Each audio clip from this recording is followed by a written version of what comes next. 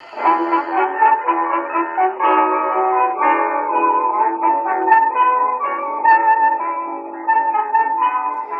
to another episode of Off the Menu. I'm your host, Vincent Franchini from Tumblr House, here with the convalescent Charles Coulombe. Indeed, indeed. Happy days are here again. The skies above are clear again. Let us. Yeah. All right. It's great. Yes. And you know why it's great? Why? It's not just that I'm better. It's because we have begun 100 years since the Roaring Twenties. It's up to us to commemorate the whole thing. How? Well, learn the Charleston. Drink cheap gin. Hang out in the speakeasies. Rub out the opposition. There we go. I was going to say, how do we commemorate Al Capone? Well, of all people, you should know. You know Acme Publishing on the other side of town? Yeah. Are you really going to tell me this city's big enough for the two of you? I'm not going to tell you that. Would you order a hit on Acme? I would never say that on air. Ah, very good. Yeah. That's good. And that's precisely what would have been said back then. Yeah. No, my good friends at Acme, there's enough room for both of us in this town, really. And I have nothing but the sincerest admiration for their work. We interrupt this broadcast to a special bulletin. The offices of Acme Publishing, Inc. have been hit. So, Mr. Franchini, have you anything to say about the unfortunate occurrences at Acme Publishing? You have known historically, I think when you were young, you were telling me about you knew some retired gangsters, and that trips me out. The way you characterize. Well, them. yeah, that was Mr. Nisi. Mr. Nisi, he was a very nice man. Mr. Nisi explained to me that during the 20s, during Prohibition, he had been in the business of providing needed refreshment to people who were very dry. It was a terrible time, that government should have outlawed alcohol. How unnatural was that? And so entrepreneurial spirits like himself took up the slack to help their fellow man. And this, ladies and gentlemen, was a service provided.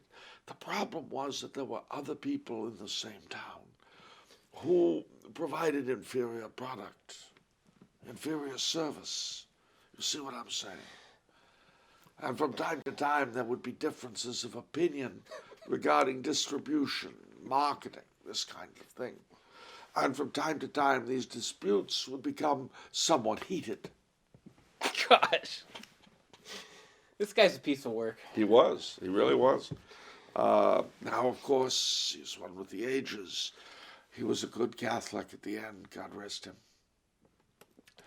Of course. Well, all I can tell you is that, as my late grandmother said, Prohibition was very democratizing. One met all sorts of people one would never have met otherwise, like Mr. Nisi. But he was a pillar of the Italian-American community where he lived. There you go. That's right. I'm not ashamed. Well, you shouldn't be. I don't think Mayor Giuliani would have approved of him, though. Whatever. Wow. No, but seriously, I think it's time for, if nothing else, the sense of 20s style to come back. Yeah, that's true. I think we could do that. The music was good. Yeah. And it was actually Prohibition that made spaghetti and meatballs part of the greater American experience. I think I heard that from you before. Well, you'll hear it from me again because it's true. Yeah, can you explain that? I can. Basically, again, I don't want to refer too much to the late lamented Mr. Nisi, who was such a big part of my family story. But let us say that illegal drinking establishments, the speakeasies of law and legend, were often run by Italian-American people. Now, one of the interesting things about Italian-American cuisine was that when they came to this country, they found that meat was cheap in comparison to the old country. So whereas before in the south of Italy you would have this meat sauce, and that was about it. In this country, you can have big meatballs, which you don't see in Italy, but you see it here. Yeah. And so spaghetti and meatballs became a big deal in the speakeasies. And that was it. That's how they became. Because did you say it soaks up all the alcohol or something? Did you It say helps. something? Yeah, Oh, it yeah. helps. Oh, spaghetti and meatballs? Yeah, I remember this more vividly now because I told other fellow Italians Were who they are big shocked? on authentic Italian cuisine, and they were offended. What are they offended by? Because it's, prohibition and speakeasies. And What's wrong with that? all this low-class kind of stuff. Low class? Well, not low-class, I'll have but you know the President of the United States himself had a bootlegger working for him. Who, Coolidge? No, not Coolidge. God, no. No, the 20th century's greatest president, Harding. Gosh. What? Yeah, okay, of course. Warren G. Harding. He was America's greatest president of the 20th century. Did he get impeached? No, he didn't get impeached. He died in office. In a house of ill repute. Are you serious? So they say. How could something like that resort to so they say? Well, it could resort to so they say because what actually happened was that he died in San Francisco, and there are a number of different accounts of how he died. But there's an old saying, he died of a heart attack, that much everyone admits, but there's an old saying that the deathbed of the great is the seedbed of legend. So immediately when someone like that dies, especially a heart attack, which is kind of bizarre, immediately rumors start. Now, which of them were true, which of them aren't true, who's to say? But what is true is that Harding was such a joiner. I mean, that's how he got so far in politics. He didn't have any real visions of anything, but he joined everything, every club imaginable. Kiwanis, Rotary. If he could join it, he went into it. So he was initiated into the Ku Klux Klan and the White House. Just another club he could get into. It shows you how low their standards were that even led to the president.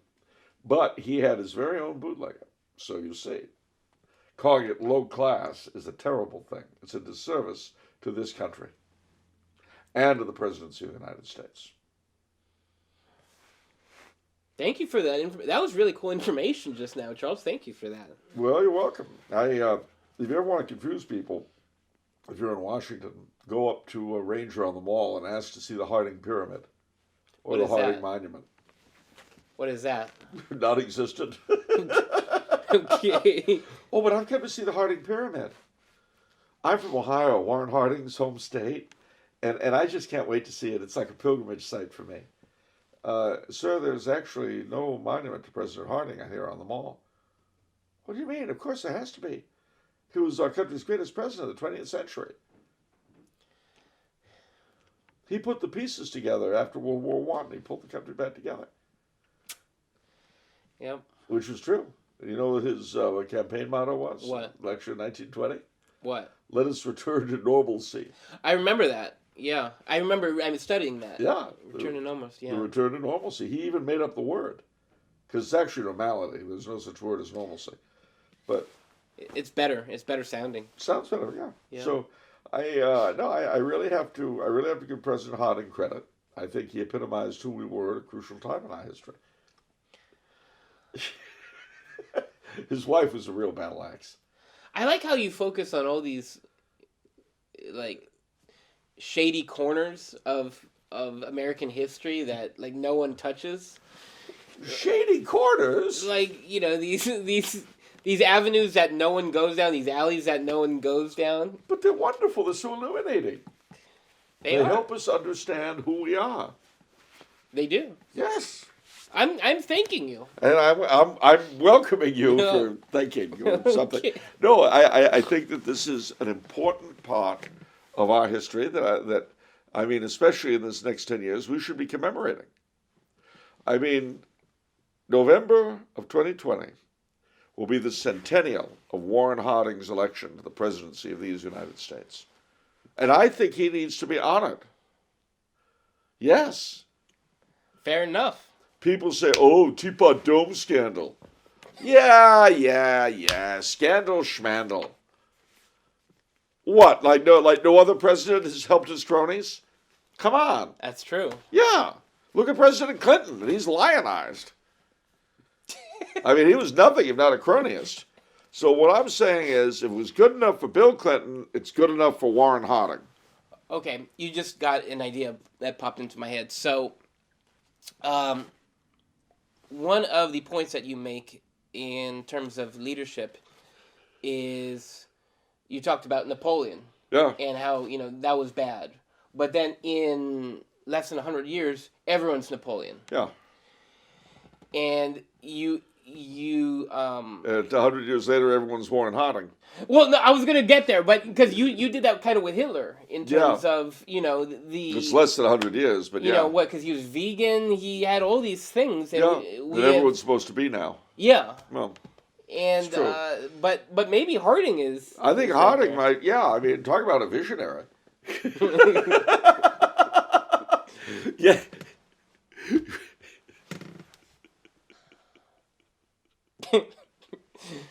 Yes, indeed, ladies and gentlemen. Let Warren Harding's spirit guide this country in the next 10 years.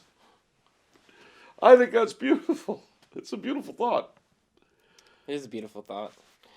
Well, beyond that, let me see. Anything else? Well, no news from corporate about the Knights of Columbus.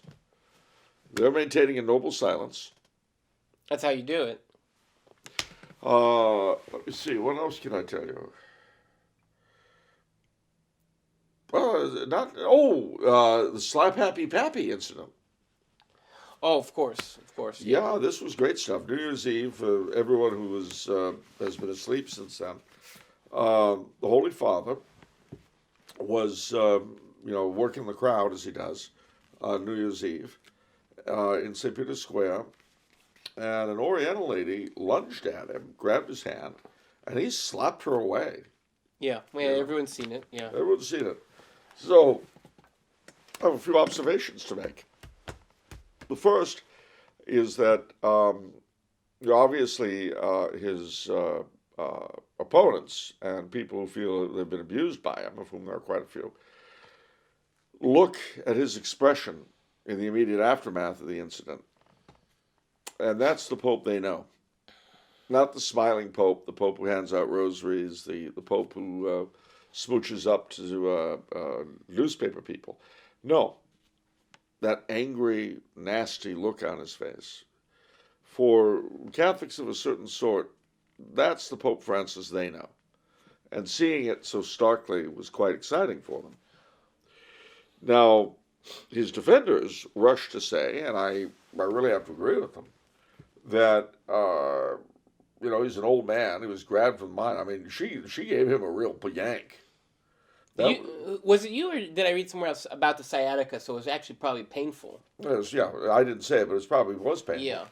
And even without it, I mean, if I'd been yanked that way, I probably wouldn't have been too happy. Yeah, of course. So there's that. Some people have said that it's all the fault of the Vatican security for letting it happen in the first place. So all this stuff has gone back and forth, and, they're all right. It's all true. But what I found interesting, and in a sense more important, and yes, the Pope apologized for whatever that might mean. But what I found more important than him was her. Now, until and unless we know who she is and what her story was, we can only guess, but I'll hazard a guess. She was Asian. Now, as you know, and one thing about her, in the longer versions, you see her looking at him intently, and then crossing herself, like she's getting herself ready, and then she lunges for him, but she's imploring him. She's speaking while she's doing it. Oh, is she? I didn't notice that. Yeah. She's speaking. I don't know what she's saying. I couldn't hear it. And I don't know what language it was. It could have been Chinese or Italian or Dutch. I don't know. Yeah. And let me preface my remarks by saying I have no idea who she is. For all I know, she was a Vietnamese-American lady thanking him for appointing Vietnamese bishops. I don't know. But it made me think of the church in China. Because under this pontificate, the Church of China was sold down the river to the communists last year, September of last year. And it was a miserable thing that was done to them, absolutely miserable. Cardinal Zen of Hong Kong called it handing the flock to the wolves. And everything that's happened since then to them has been horrific. It got them nothing, absolutely nothing. The screws have been tightened. The underground churches and above ground churches are being knocked down. And the church in China, like every other recognized organization this year, has had to accept an even more stringent submission to the Communist Party. That's what the Holy Father and the Secretary of State, Cardinal Parolin, and Cardinal McCarrick, who claimed the credit for laying the groundwork for the deal. Dear old Cardinal McCarrick, you know, Uncle Ted. Yeah.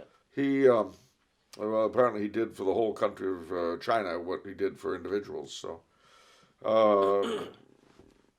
it's horrific. So when I saw her looking Chinese anyway, beseeching him in the most heartrending tones, and before that, looking as though, you know, she was praying to God and steeling herself for this performance, I can't help but wonder if she wasn't a Chinese Catholic begging the Holy Father to do something, to change his policy or something. Now, I could be completely wrong, as I say, but that was what was suggested to me. And even if I am completely wrong, we need to remember the church in China and what the Holy See has put them through, and is putting them through, present tense. Also bearing in mind that that regime we Americans are in bed with. It's miserable, absolutely miserable, ladies and gentlemen. A lot of shame to go around, and yet nobody even willing to admit there's a problem. And that, I think, is what's worst of all. So when I looked at that lady's face, that was what hit me. Yeah. Well, to me, it's just a knee-jerk reaction, and everybody just sort of inputs their emotional concern, whatever they've been dwelling on, and puts it right there. To me, I mean, she could be psychotic for all we know. Yeah, or she could be symbolizing global warming. She could be a powerful. She could be an Asian Greta Thunberg. Yeah, it could, but it doesn't matter. No. So. Or Greta Thunberg could be a Swedish her. Sure. I don't want to put one above the other. I don't want to put either anywhere. I just want them over there. Not pulling your hand? Not pulling my hand, right. Would you like Greta Thunberg to pull your hand? No. No? How about pull your hand and yell at you at the same time? No. How dare you? You stole her youth. What? I said, how dare you? You stole her youth. How is that? I don't know. It's what she said. She did say that? Yes. This is... Okay. That's what she told the people at the UN. This is why I didn't listen to a word that she said. That's what she told the people at the UN. I mean, she stole her childhood. Sorry, not her youth. My mistake. I just... You don't like Greta Thunberg, do you? You're not willing to trying to trigger me. You're not willing to accept You're trying to trigger me. So how about this? You hear in Arizona... Well, I sent you the link, but let's talk about it now. Okay, let's talk about it. They're not hiring people who smoke now. That's correct. How do you like that? I think it's a civil rights issue, and I think somebody needs to be sued and every penny ripped out of their stupid wallets. That's what I think. I don't think that's going to happen. No, I don't think it will.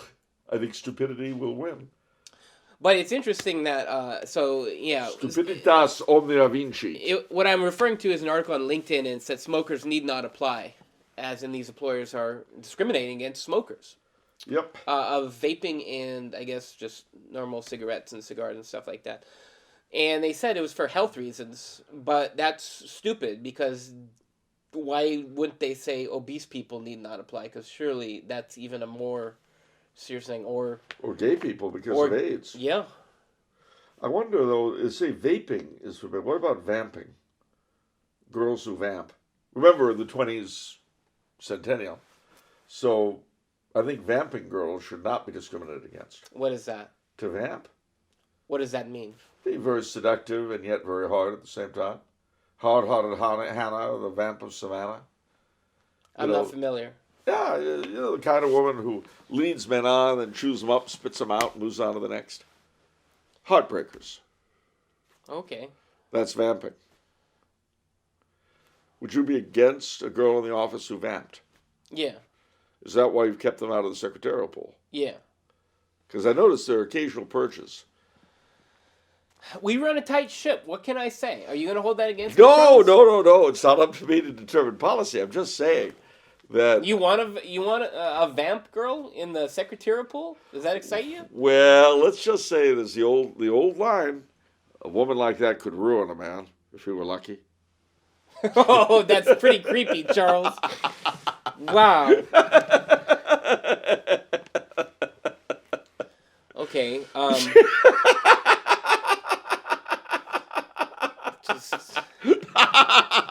The 20s roared. Remember, it was before the Hays Code. I don't even know what that is. It's what made the movies pure. What does that mean? Well, you know that there Like was... censorship? Yeah. Oh, okay. And that came in the 30s. But pre-Hays Code films, you get some of them kind of raw. Not by our standards, of course, but by the standards of the time. They're a little... Yeah, okay. Anything else? No, I think that's about it. Let's see what questions we got from But our beloved first, audience. shameless plugging of Patron. Our patrons. We're so close to the next tier. We are at like 12:30 or 12:20 or something like that. We are like $20 away from the next tier, which is the cleanup episode that we kind of did a couple shows ago. Yeah. Like the mega 3-hour episode. It'll be biannual once we hit that tier. So we're so close. Our pre-shows have been great recently. I mean, like, they're always great, but, like, I think last episode was, like, an hour long. Yeah. And this one was another really fun one with a lot of neat topics and a lot of razzing and all that good stuff. Razzing? Who was razzed? Well, I razzed you, and then you retaliated toward me, and then we kind of took that into the full episode. I can't imagine either of us doing that with such nice people. You're crossing my wires. But no, anyhow, but yeah, so once again, thank you to all our current patrons. Oh, also, if you have questions, if you're submitting questions, we accept questions from everyone. You can do so through the Contact Us page on the Tumbler House website. But if you really want your question asked, become a patron for $1 a month. I have a question. Yeah. Are all orders over $25 or more free? Free shipping? Free shipping on orders over $25. All of them. Wow. Domestic orders only. Sorry, no international. Even post-holiday? Even post-holiday. And all of Charles' books are signed. So if you buy Charles's books, they will be inscribed on the title page. This very moment. But understand, as soon as I say farewell to these God-protected shores and go back to Austria, the spigot closes again till the summer. That's true. So if you want that side book, you know what you got to do. That's right. All right. All right. On to the questions. Oh, gosh. Oh, wait, no. Whoops. I almost had a... Because we... no memes while Charles is over here. Because obviously we don't have... It's harder and we're not in front of computers. And so we're not that advanced yet. Not yet. But keep on sending the memes. We haven't gotten a lot of memes recently. But keep on sending them in. Tag us on Twitter, Tumblr House. And I'll see them. So, memes of production.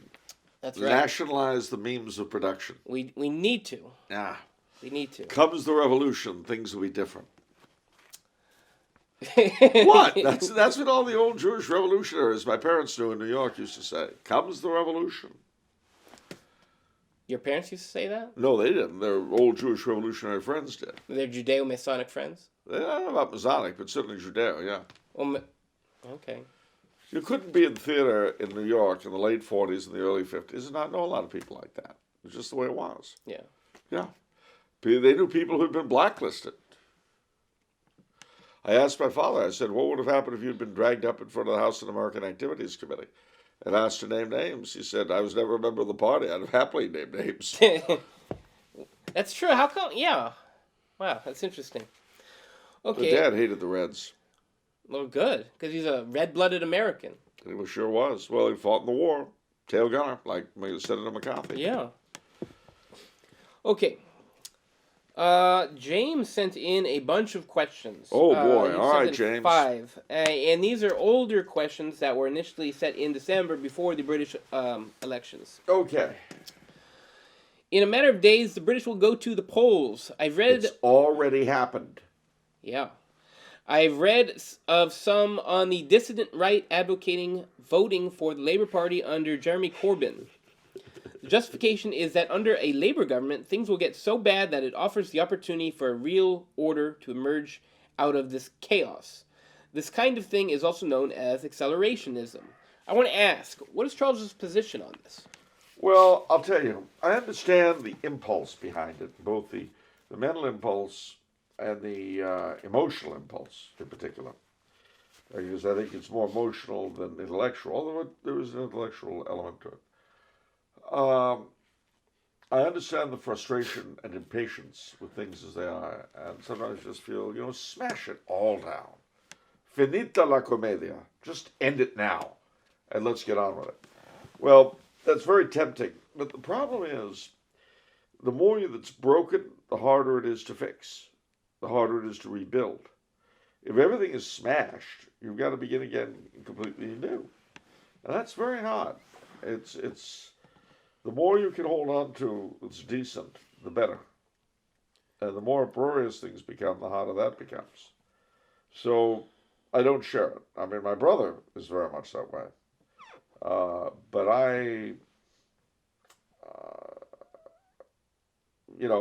the problem, though, having said that, is that the Tory party of today is such a screwy mess. In what way are they conservative? They're the ones who gave us queer marriage in Britain.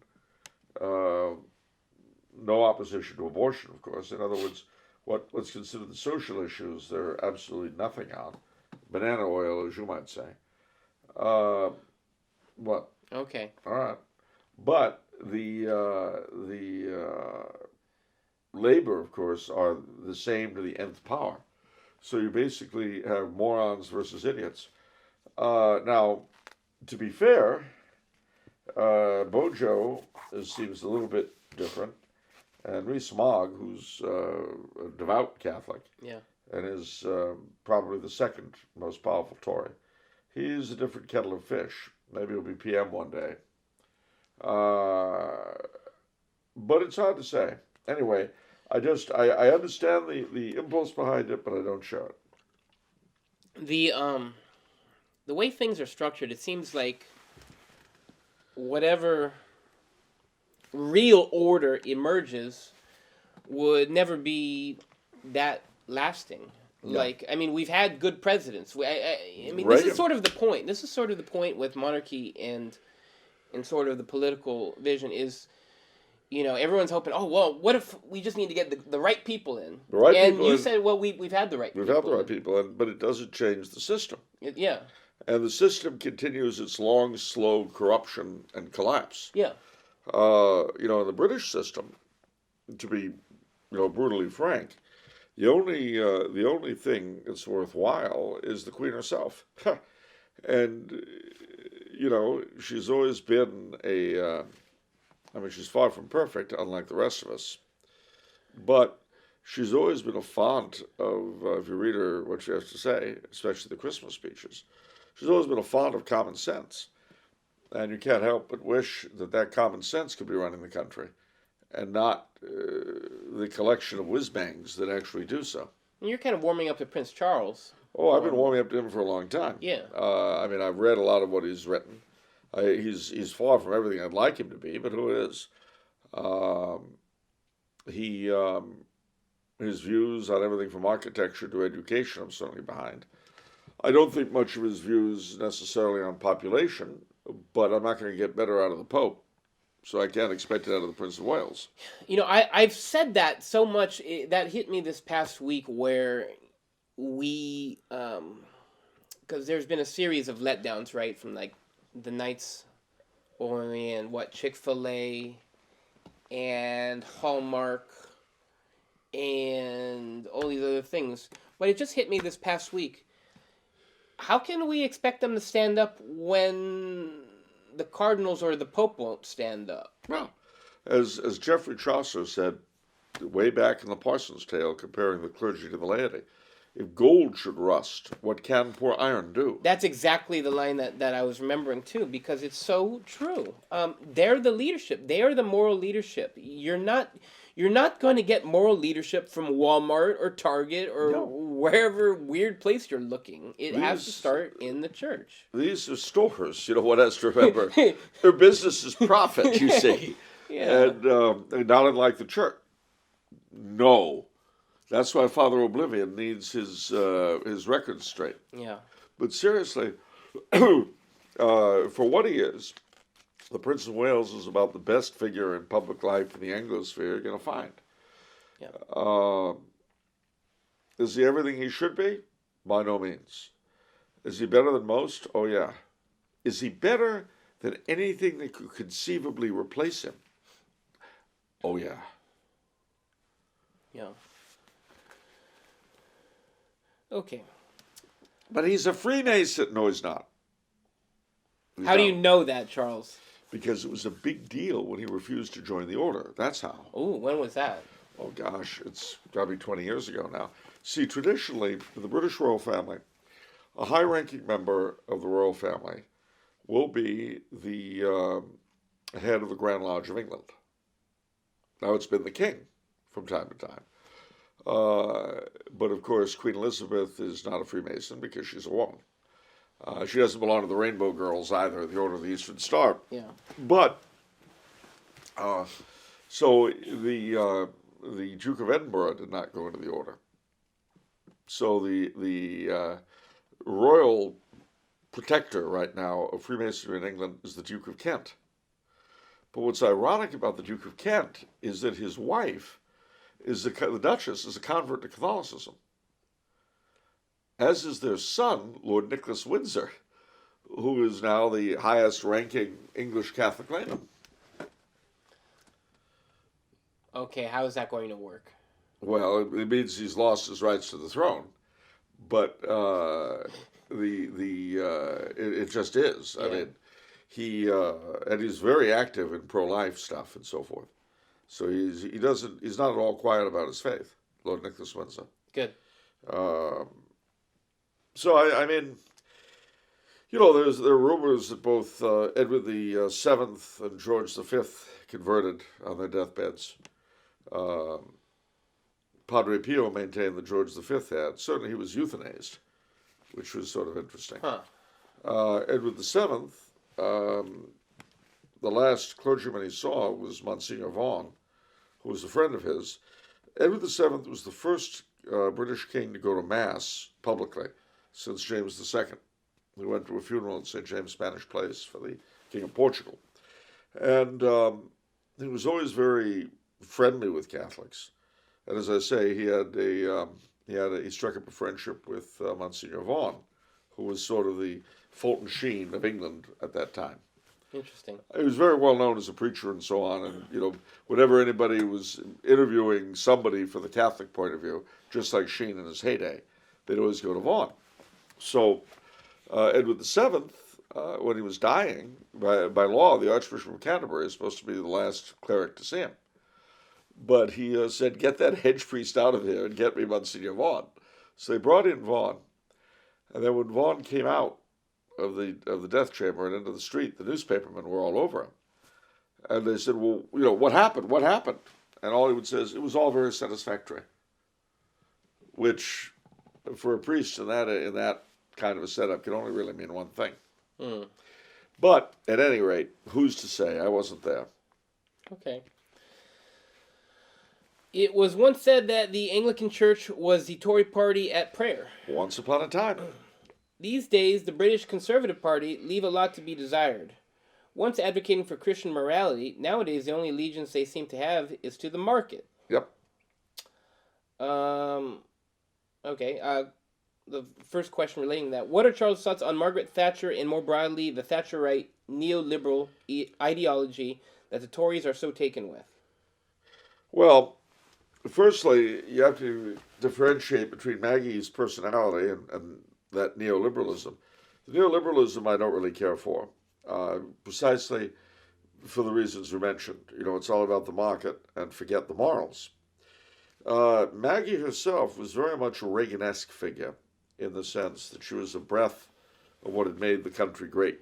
When you listen to Margaret Thatcher, when she'd go on about different things, the spirit of the Blitz and all this kind of thing, her decision to go after the Falkland Islands. She an interesting lady, very tough.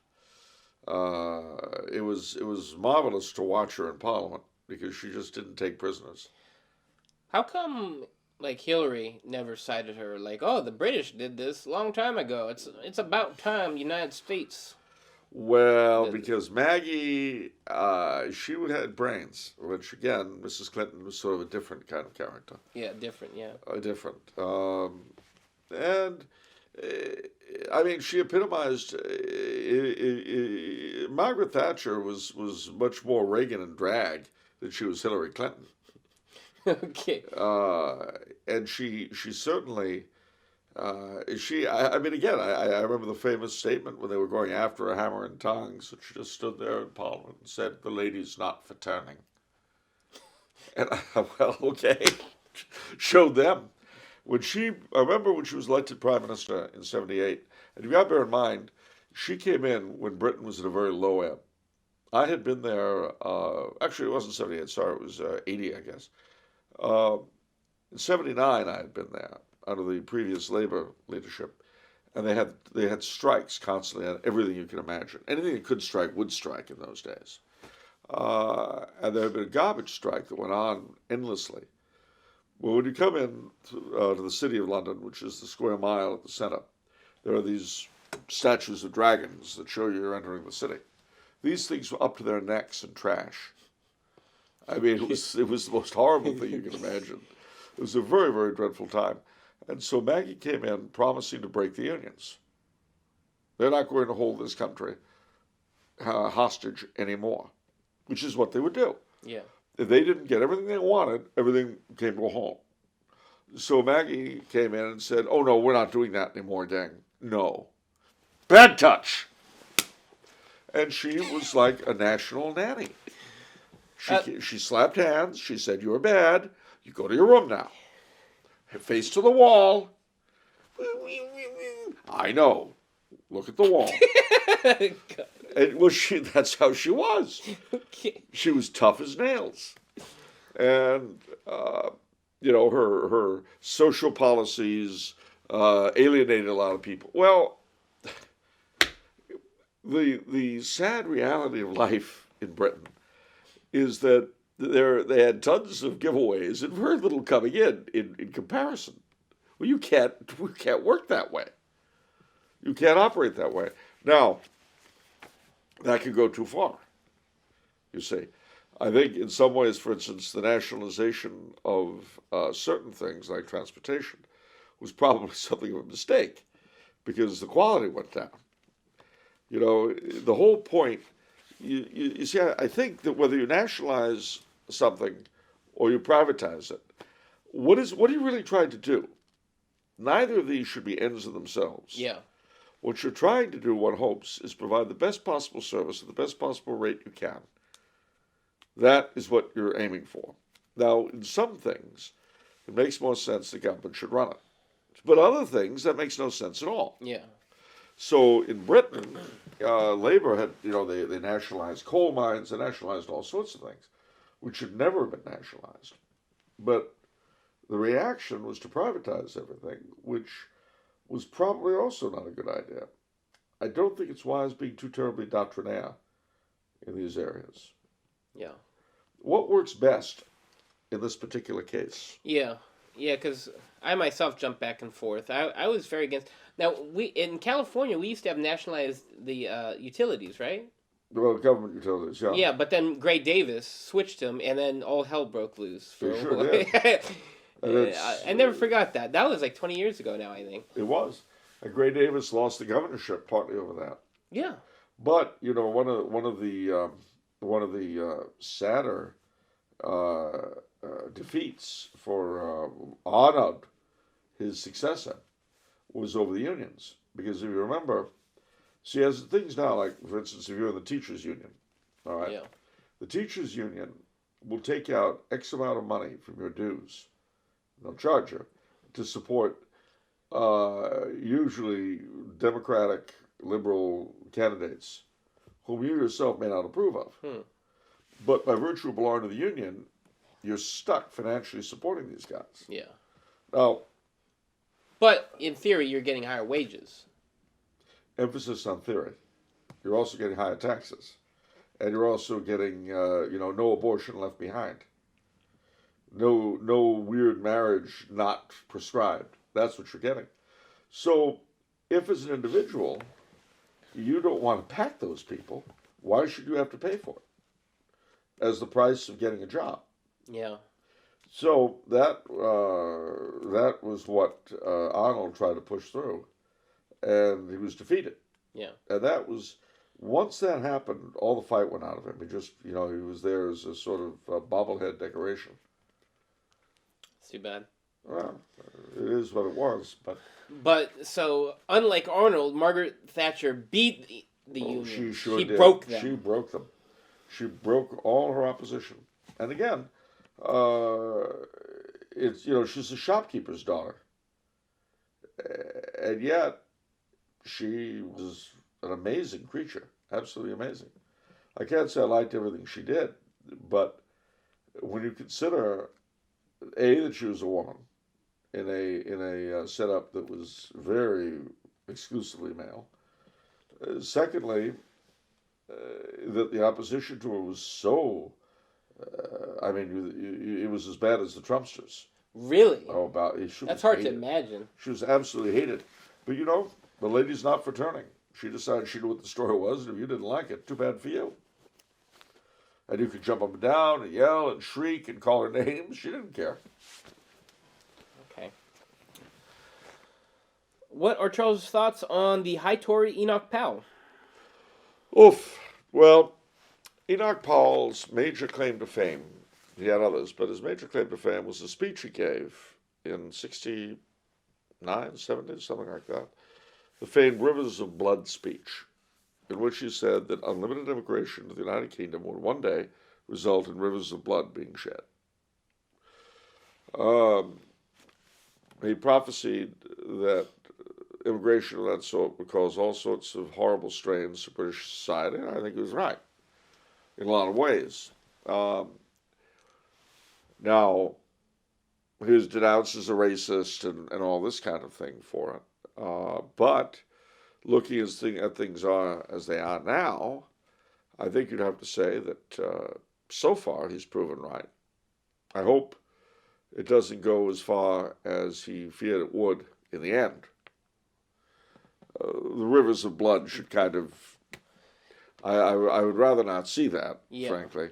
But, the fact is that in all of Western Europe, not just Britain, you have this situation where massive immigration from the Third World, and especially, and here's one has to make some distinctions, especially from the Muslim world, has created all kinds of problems. In a lot of ways, I think, many Indians and blacks from Britain's former colonies have assimilated to a greater degree than I think Powell thought would be possible. But it's far from perfect. And again, the question is, what constitutes the country, and who has the right to make those decisions? And when Angela Merkel threw open the doors to the Muslim immigrants from the Near East, and then said, well, Germany's just going to take these millions. Who is she to say that? I mean, if you're going to pretend you believe in democracy, and every paid government employee that calls itself a chancellor or a prime minister or a government minister, or riffraff of that nature, they all pretend that they're the servants of the people. Well, serving the people doesn't mean on a plate. Yeah. So, anyway, No, I think that Enoch Powell probably got a terribly bum rap. Why do you say that? What happened to him? I'm not familiar. No, he was sidelined out of office, and then he died, as people do when they get old. Yeah. But his reputation was somewhat besmirched.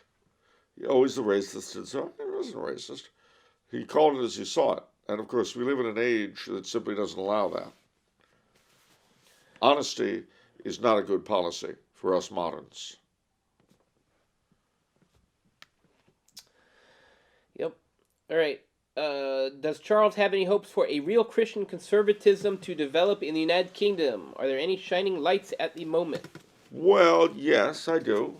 I've always got hope. You can do anything you want with hope. That's right. We proved that last time. Yeah, we did. Hope for anything you like. But beyond that, England, of course, has to rediscover its Catholic roots. That's why I'm very happy about the Ordinariate in England. I recommend very highly to those of you, especially those of you who are either British or Canadian, Australian, New Zealand, to pick up a copy of Father. He's my favorite theologian. I can't think of the Aidan Dominican. Nichols. Thank you. Whew, my mind. Father Aidan Nichols, OP. Two great books, Christendom Awake, and then the smaller book, shorter book, directly aimed at this question, called The Realm, in which he talks about the conversion of England using, in part, its remaining Christian character, which I think is a very, very important thing. To put this another way, the UK really are the desiccated remains, shall we say, the mummified skeleton of a Catholic order. The trick is to make those bones live, and that means regaining the faith in every single way down to the last sacramental, and then having that affect your political life. When you look at Tories, so far as I say, the best man I can see in political office is Rees-Mogg. Bojo is a fallen away Catholic, probably the first baptized Catholic PM since ever. Wow. Because they didn't have prime ministers in Catholic days. Doubtless a great loss, but somehow they soldiered on without them. So sad, too bad. Rees-Mogg is devout, and let us hope that others step forward. But I also firmly believe that a part of that truly Christian conservatism not only has to do with, once again, settling the country's moral life, but also, I bring up Kansuk once more, and that is solidifying relations with Australia, Canada, and New Zealand, which I think is ultimately the biggest chance of survival for those countries as opposed to their neighbors. Unless anyone would think I'm bagging on Indonesia vis-a-vis Australia, I also mean the United States vis-a-vis Canada. But also I think it would be a good thing for Britain. At any rate, the only hope for Britain, as with the rest of Europe, as with these United States, is a religious revival. That's the only way, ultimately, that you can revive even something as basic and elementary as the birth rate. So, anyway, there you go. Okay, what were Aidan Nichols' two books that you mentioned? The Realm and what? The Realm and Christendom Awake. Okay, I'm going to check if those are in our store or not. If not, I'm going to try to put them in. They're great books. I recommend them highly. Okay. Charles, from what I understand, Queen Elizabeth is a low church Anglican. Is Prince Charles as well? Are there any Catholic monarchs or pretenders who are sympathetic to or favor the Latin Mass? Oof. Well, Queen Elizabeth is indeed a low church Anglican. Prince Charles is an interesting character religiously. A lot of people like to claim that he's a syncretist because he was talking about being defender of faith rather than defender of the faith, meaning the Anglican faith. I don't think it's quite as simple as that.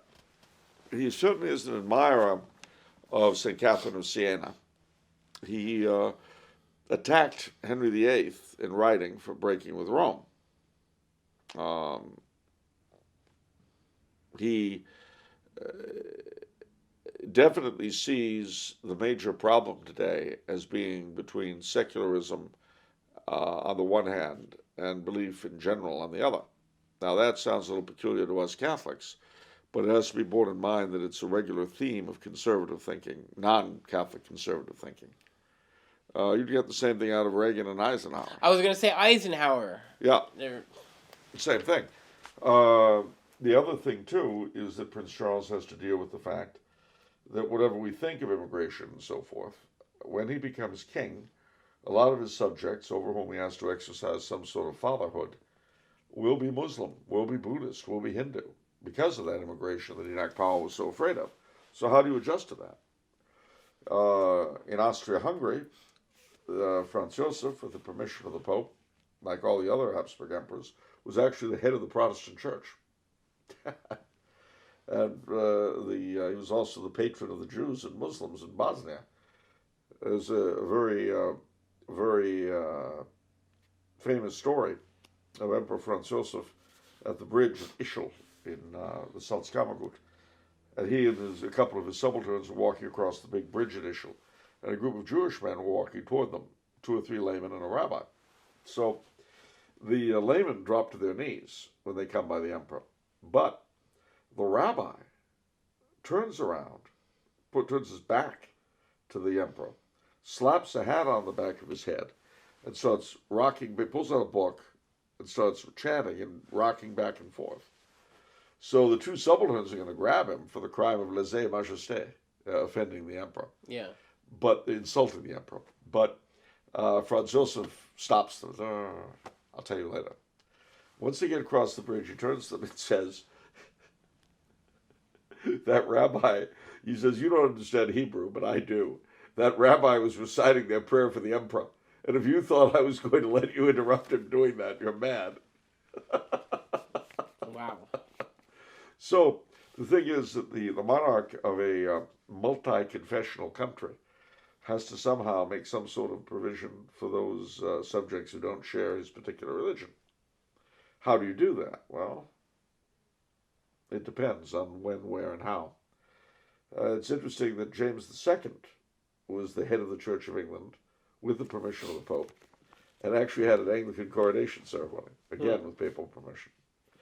So these things, we're not used to thinking of it this way. Yeah. You know. But you have to ask yourself, what would I do in his position? You've inherited a situation. Yeah. Well, I know what I would do. I'd make everybody Catholic. Oh, you would you? Yeah. That's good to see. That's good to hear. That's powerful. You do it to it. And you know what else? I'll only work for good Catholics. I will never take jobs from non-Catholics. I've never heard that from anybody, no matter how trad they were. So Franz Joseph was friendly to Judeo-Masonic forces. I'm sorry? Franz Joseph was friendly to Judeo-Masonic forces, basically. As friendly as Leo XIII or Blessed Pius IX. Wow, how is that? I'm sorry? How is that? Well, because what he did was approved by them, so obviously, you know, they were a part of the whole conspiracy. Is that really how it works, though? I mean, they did they approved of everything that he did? They approved of that kind. They had to approve of any kind of structural, institutional thing dealing with the church. Okay, interesting. No, as we know, American trad Catholics living in the 21st century are holier and purer than any Catholics who ever lived, which is why they all keep the Ember and Rogation Day fast and abstinence so strictly. What are those again? The Ember Days and the Rogation Days. Yeah, what are those? Well, the Ember Days are the... No, I'm joking. We talked about it during the pre-show. So. But that's how you can tell the purity of the American trad Catholic. Yeah. Is that he will keep those days. Yeah. Yeah. And Lent. Well. And Advent. And all the feast days, the vigils are I major mean, feasts. you're betraying St. Francis of Sales. So, I mean, in Introduction to the Devout Life, he's saying everyone has different versions of devotion. So right now you're saying, I keep the Ember days, blah, blah, blah, so I'm better than everyone else. Right. Everyone else is a phony Exactly. if you don't keep the Ember days. Precisely. Whereas another person might be saying, like, 6 rosaries a day or something like that. And I do that too. I'm more rigorous than anybody, so I can say that I'm holier than they are. Only for that purpose. For that purpose. That's good. Isn't it? Yeah. See, it's easier, ladies and gentlemen, to be holier than thou than to be holy. Yeah. It is. Because, see, to be holy, if you think about it, it doesn't really have an immediate finite purpose. Yeah. But to be holier than thou, you feel better than the person next to you. And that's an immediate rush. I'm getting really...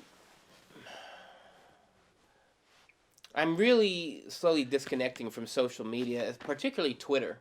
Because to me, that it's... How can you disconnect from Twitter? Everyone's so courteous and kind. I know, but like, if you look at almost every single... I mean, so many posts, it's just virtue signaling. Yeah. Some version. I mean, not that I disagree with the point being made, like by trads and stuff, but it's just nonstop virtue signaling, and I don't believe that's like how communication should actually be. Didn't our Lord say, shine your light before men so they can see how wonderful you are? Is that how it goes? No. Oh, okay. It's actually not like that at all. Oh. Make sure that you, when you fast, rend your garments and look woebegone so that men can see how much you fast. There you go. Wait, no, that's actually not the opposite. He said don't do that. Oh, I misread it.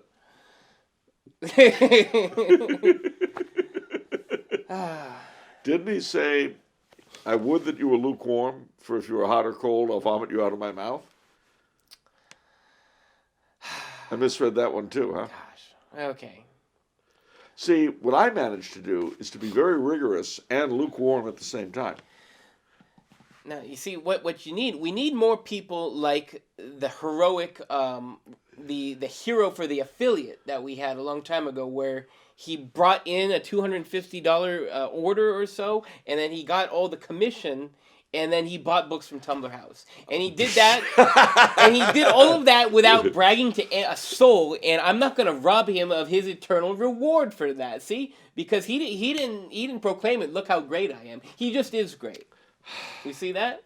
That's exactly how every single Catholic should be right there. That's a model citizen right there. Well, sending you to Tumblr House. Yes. I get it. All right, all makes sense now. Okay, yes. Never mind. What else we got?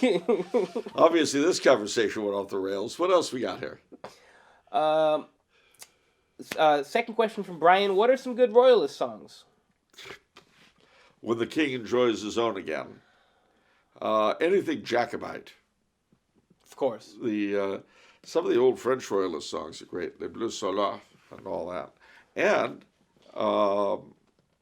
let's not forget the good old Austrian anthem, Gott erhalte, Gott beschütze.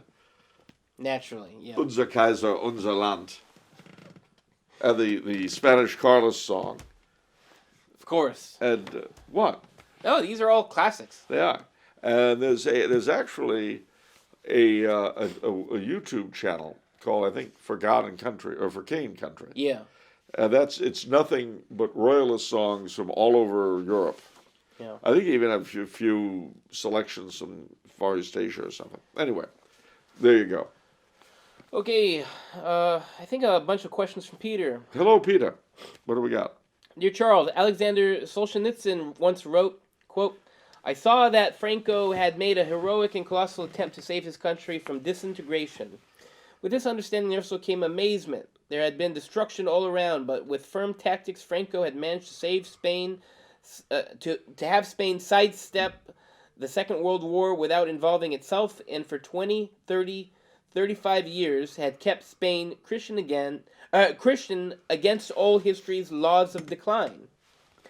Figures such as Henry Sire, Bishop Williamson, and John Rao seem to corroborate this idea of there being historical laws of the decline of Catholic civilization.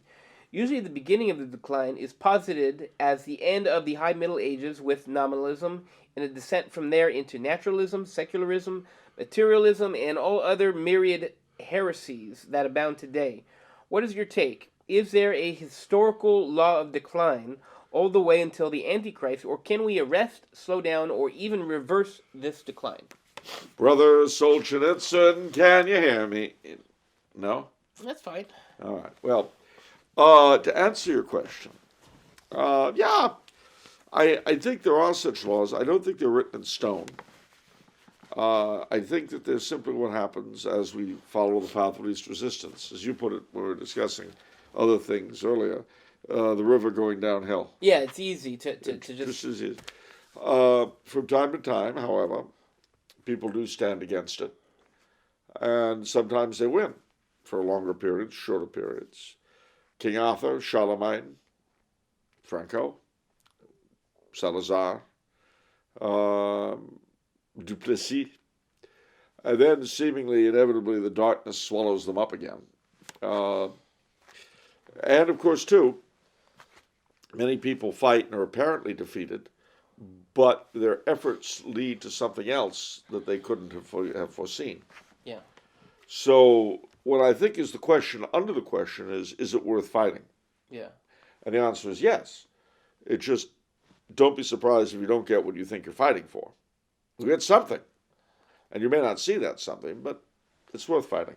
I was reading some of Belloc last night, incidentally. I was reading Survivals and New Arrivals. Yeah.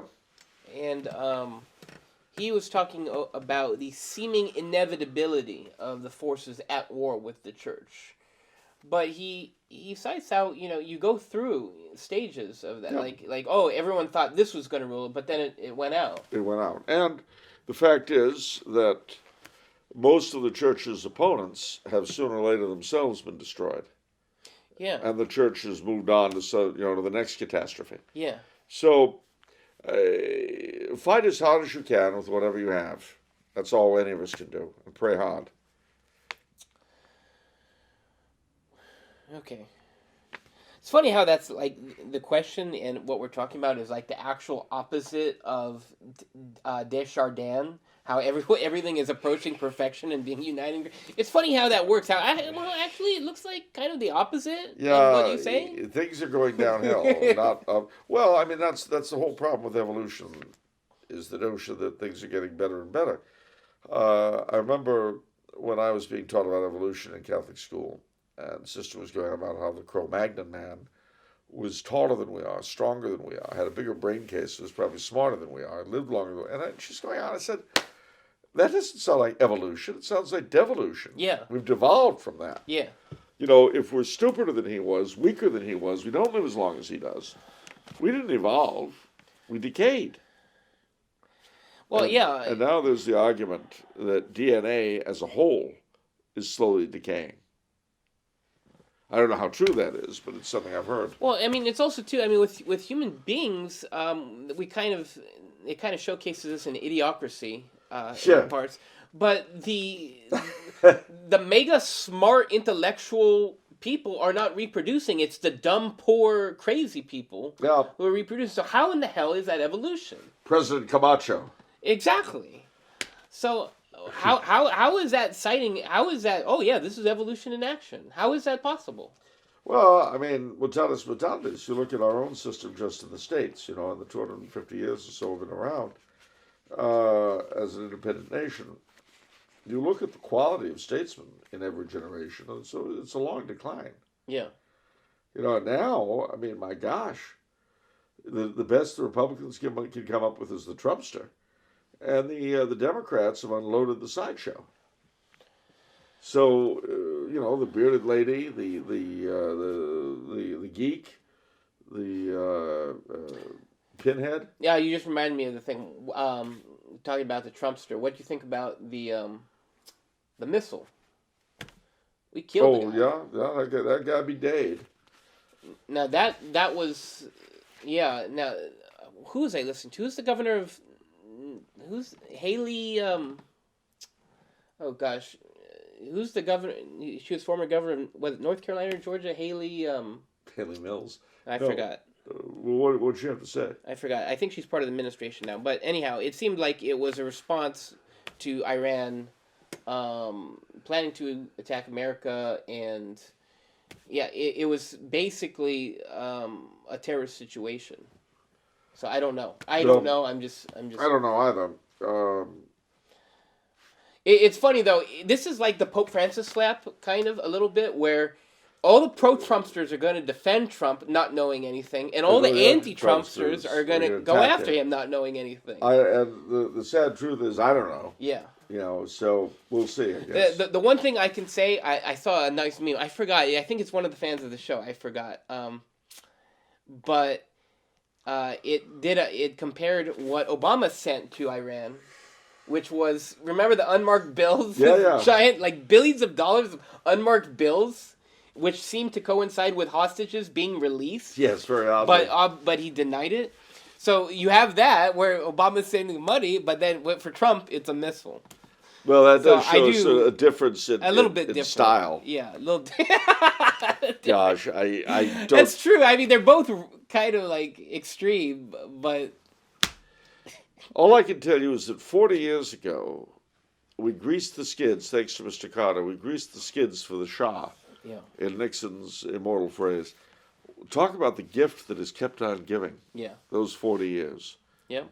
If the Shah and then his son was still on the throne of Iran, what a different world this would be. When you're stupid, bad things happen. Yeah, that's for sure, Mr. Carter. All right, next question. What is the deal with Luisa Piccarreta? Oh. What did she teach or claim to reveal, and what effect did that have on the life of the church? I'm especially curious because my parents say that they used to belong to a cult prayer group that was devoted to her, to reading her writings, although they've since escaped. Were groups like these ever common, and are they common now? All right, well, that was called the Kingdom of the Divine Will. I have to recommend you to a talk or two or three that Bill Biersack and I did many years ago. Because in those days, the whole Piccarreta phenomenon was huge. Big stuff. There were a lot of those prayer groups, the Kingdom of the Divine Will groups. I don't know about now, but they were big then. Yeah, I get to do a plug of Bill and Charles's talks. They were originally on cassette tapes in the 90s. We digitalized them about 10 years ago, and those are actually the first videos on the Tumblr House channel. We initially created Tumblr House channel to make your Bill and Charles talks audio tapes more available, and those were hugely formative of the person I am today, to be honest, in terms of getting me to be a publisher and all this stuff. There's wonderful talks on evolution, Americanism, all these things, but as Charles says, one of the talks is on the divine will. It's great. You put the hammer down, as deserved. Yeah, and nothing's really changed about it since then. So go have a look. I mean, we go into excruciating detail. And you can sit and we'll listen to it with your parents and have kind of a nostalgic family night. Yeah, go to, it's one of the playlists on the Tumblr House channel, the Bill and Charles talks. Also, Charles has a great talk from the same time. I think it's God and Reality, I called it. Yeah. That's also fantastic. It's just Charles talking. It's one of the best talks he's ever done, in my humble opinion. Very powerful stuff. Okay, could Charles give an overview of the life and work of Karl Rahner and the effect he's had on theology and the life of the church? I'm presently working on a master's degree in theology, and it seems that many academics practically worship him. I certainly could do that. Okay. Does Charles know of any Eucharistic miracles? I don't care about it. I mean, what he says is true, but, Basically, Karl Rahner was a German Jesuit who was the architect of our theological ruin, if you would look for one single person. More than Teilhard or Chardin. And everybody has to give lip service to this guy. I was reading, Truth and Tolerance by Pope Benedict, I guess, perhaps. as he is Cardinal Retzinger. And even he gives lip service, even though he disagreed with Rahner, he gave lip service to that he was a great theologian. Well, I don't know how. He was not a great theologian. Yeah. His brother Hugo, who was much better, incidentally, Hugo Rahner, he was asked once what he thought of Karl's work, and he said, "Someday I'll translate it into German." Because it probably wasn't. It was in German, yeah, but it was gobbledygook in German the same way it is in English. Yeah. You read it in English, you say, "Really? Yeah. What?" I mean, his stuff was so bad. He said basically that at times it becomes one's duty to dissent from church teaching. No. He said, where St. Augustine could speak with certainty, we cannot. No.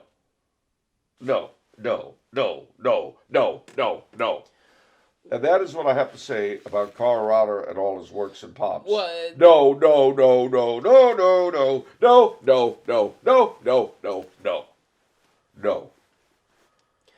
Well, the most damning thing, which was another revelation on the show a couple weeks ago, was about the bones of Jesus. That line from him. Can you say that again? Because that should be just you're disqualified. You are the weakest link. Goodbye. Yeah, exactly. And with her, with the chick. With the chick saying, "You are the weakest link. Goodbye." You are the weakest link. Goodbye. Yeah.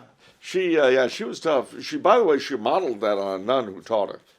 I'm serious. I'm not being funny. That's good. She modeled the persona on that nun. But could you just say? I mean, because this is so crucial. Karl Rahner said that if the bones of Jesus were found in the Syrian desert, it would not affect his faith one iota. What faith is that? St. Paul says, if Christ be not risen, your faith is in vain. So who am I supposed to take, Rahner or St. Paul? Oh, Rahner, I get it. No. I just, I feel this is necessary to protect people from this. Reject him in all his works and pomps. It was just garbage, okay? Yeah. Absolute garbage. Now, fortunately, he did have kind of favored status in the Third Reich. He was the only Catholic priest who was able to travel freely throughout the Reich. Oh, there's that. See? And you said he didn't accomplish anything. Does Charles know of any Eucharistic miracles where we can access online original copies of the reports made by scientists or investigators? All I seem to find normally are articles saying what the investigators found, but it would be great to see the reports themselves.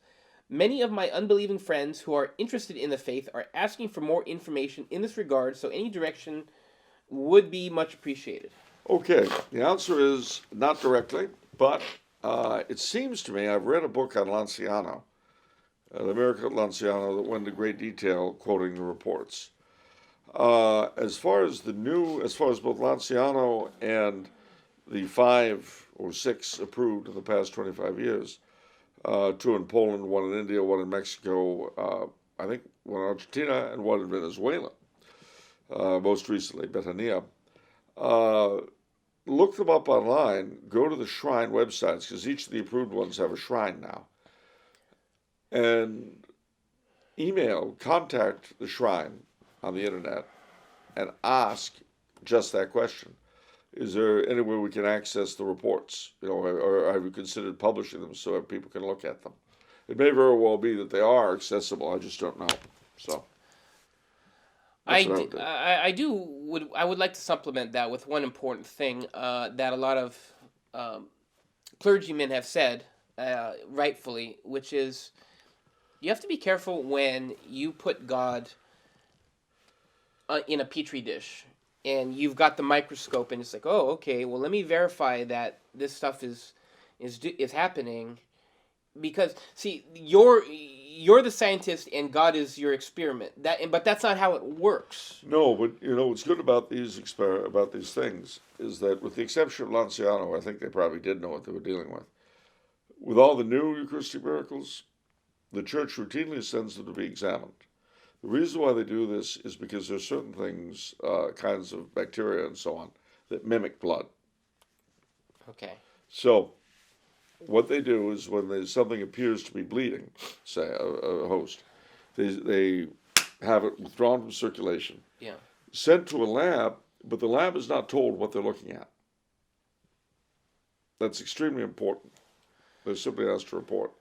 And it's those reports, precisely because the scientists have no idea of what they're examining. Yeah.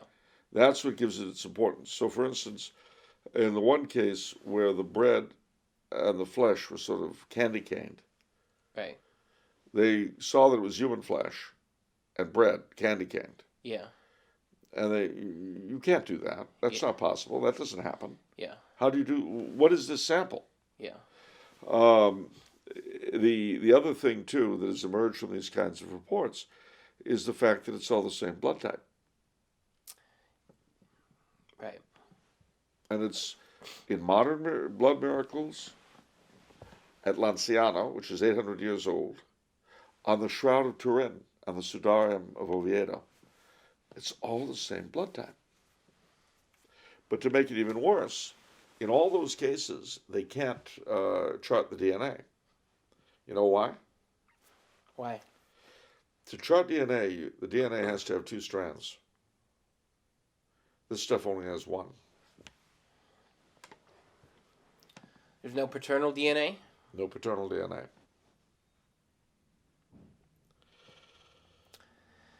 On top of that, the last thing I remember is it's heart tissue.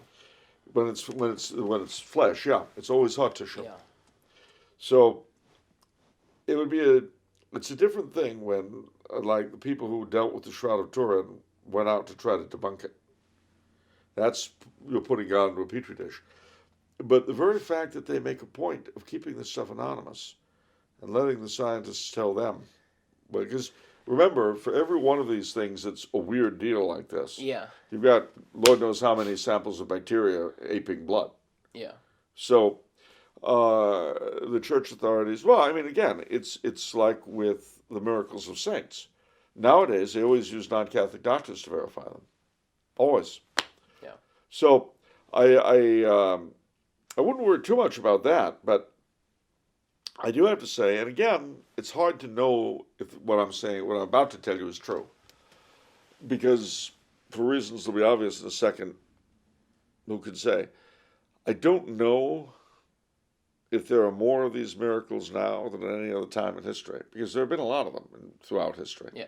And you don't know about reportage, you don't know if there's a lot we don't know. It's hard to say.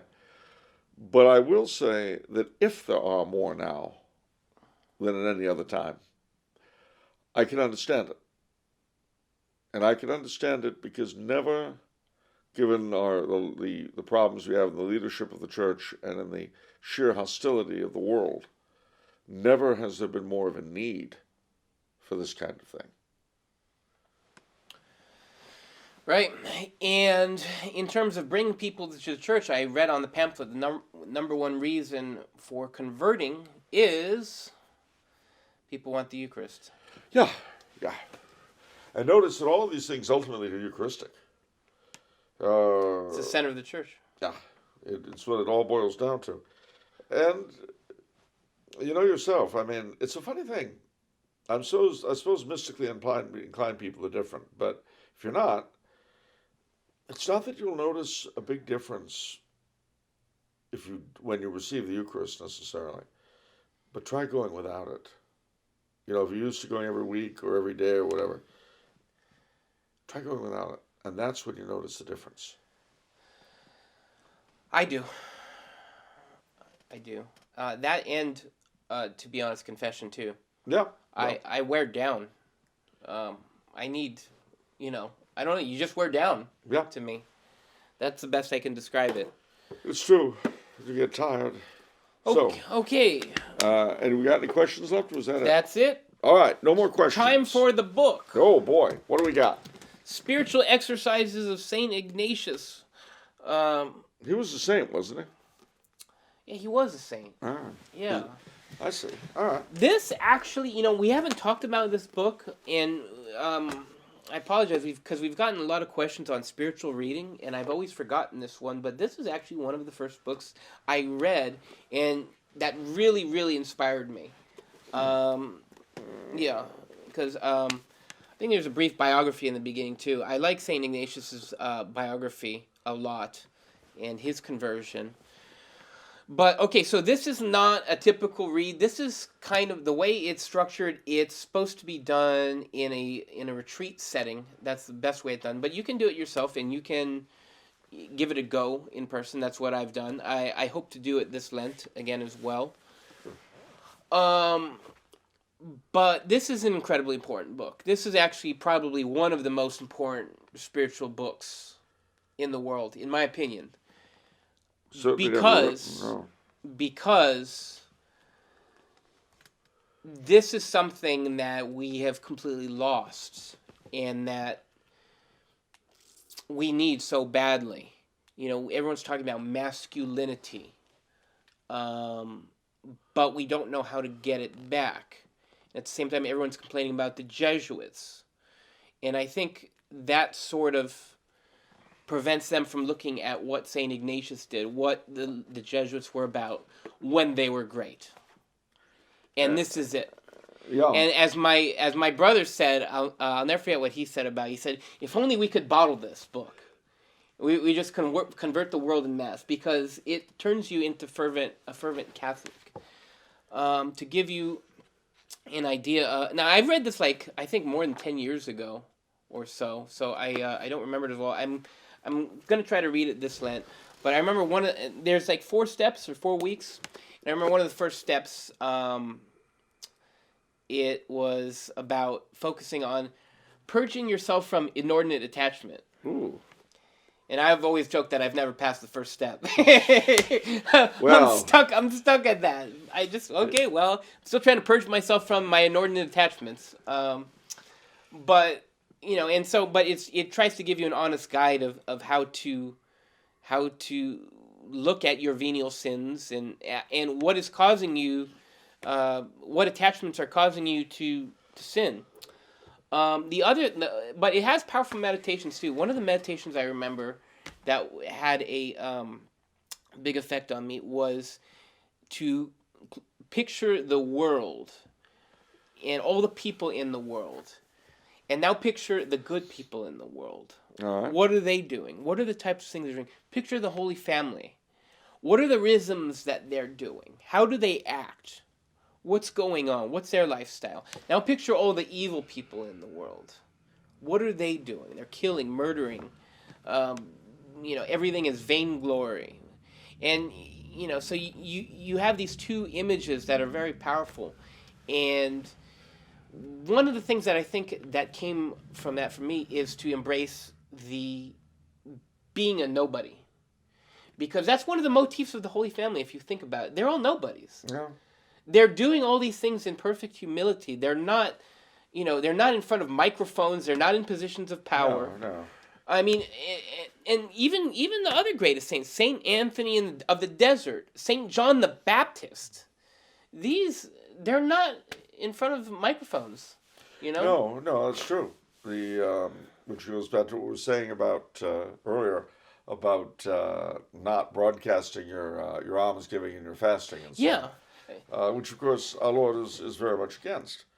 And the original Jesuits were certainly very much into humility, which is not always the case now. But at any rate, so that book will not be signed by the author. It will not be signed by the author. But I do want to make one last thing in terms of the masculinity thing. Yeah. The other thing that Ignatian spirituality is bound up in is following a king. Yes. Now, it's one of the other meditations. You follow the king, and you will share in his rewards. And it's all bound up in chivalry. It's all of it. And it's why the Jesuit order does not have sisters or nuns. Because it's masculine spirituality. My mom read the book, and she's like, I don't get this. This is not making impact. I was like, well, of course. It's a guy thing. It's a guy thing. So over 90% of our audience are young men. This is right up your alley. It's important to know these spiritualities, in terms of identifying and finding out who you are. I'm Franciscan number 1, and Ignatian number 2. It's important that you discover what it is, what these things are all about, so that, you have to get beyond, my top 5 favorite movies and my favorite food and my favorite music and, or even favorite books. You have to find out how you are spiritually. You have to form a Catholic identity in this way. But on Facebook, where it gives favorites? Yeah, there's no favorite spirituality. I don't see one. Yeah, I know. It's a shame. So, get this book. Very important, very important. How much is it? Gosh, I don't know offhand, but based on it, I would say probably about $14. Probably about $14. It's so if they bought this and at least 300 pages. So they bought this and at least $11 worth of something else, they would get free shipping and handling. If they bought that and Star Spangled Crown or pretty much any one of your books, other than Every Man Today, Karl Rahner, or White Cockade, they would get free shipping. Wow. Yeah. Free shipping. Yeah. Well, we've done the books. We've done the questions. This has been the very first podcast of 2020 and of the new Roaring 20s. So all of you get out there and make these new 20s roar. In a good way, not a bad way. In the pre-show, I was kind of joking that it would be funny if it was Roaring 20s in an ironical way, like in a bad way compared to the good way. You were saying let's bring back Al Capone. Well, yeah, like the Untouchables movie and, all these classic cinema things. I just want to go in for the styles, the music, the cocktails, Yeah. and spaghetti and meatballs. And spaghetti and meatballs. Yeah. Oh gosh, this is all. That was pre-show too. That was pre-show. I think. Yeah. So yeah. Just remember, spaghetti and meatballs came to you from Prohibition. So okay, that'll do it for this episode. Remember, if it's Monday, it's off the menu. And the soul you save may be your own.